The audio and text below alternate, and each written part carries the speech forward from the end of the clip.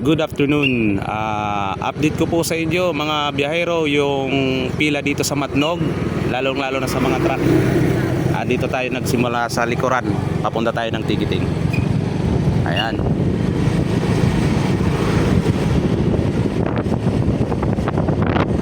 Kung ikukumpara kahapon, andun ako sa Barangay Bulo nagsimula.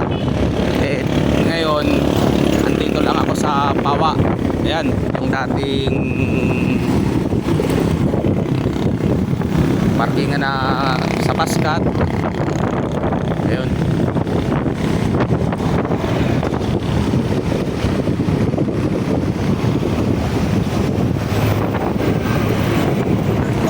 So mas makunti na lang yung pangarga ngayon kaysa kahapon. Kasi yung biyaheng Cebu nagloading ata ngayon. Ayun o, maglo-loading, resibo sila para mamaya maglo-loading yan. Kunti na lang kumpara kahapon kasi yung iba pumasok na yung mga truck eh. Ayun, kunti na lang.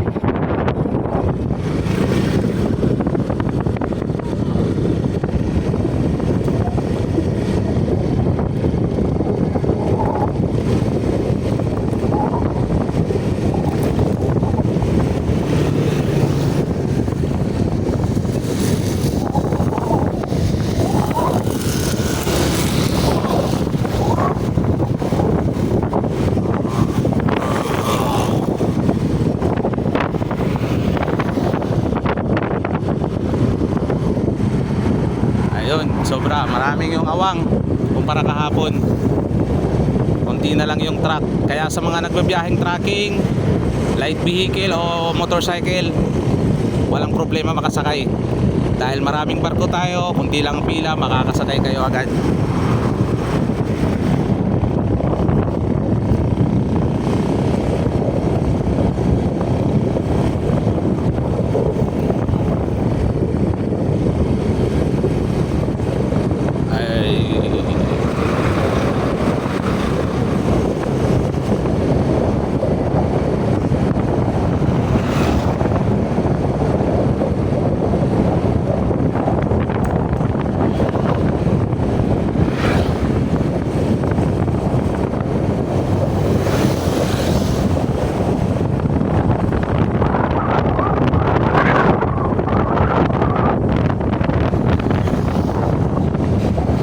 Malapit na tayo sa paradahan ng bus.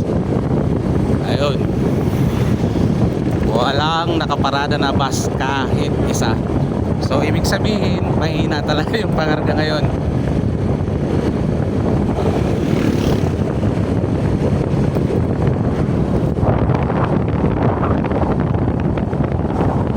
So kung napapansin nyo guys, yung nakaparking lang dyan sa light vehicle, dalawa lang.